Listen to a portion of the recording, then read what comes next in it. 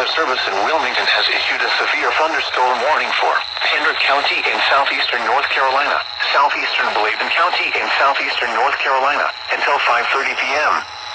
At 4:31 p.m., severe thunderstorms were located along a line extending from White Stocking to near Rooks, moving south at 15 miles per hour.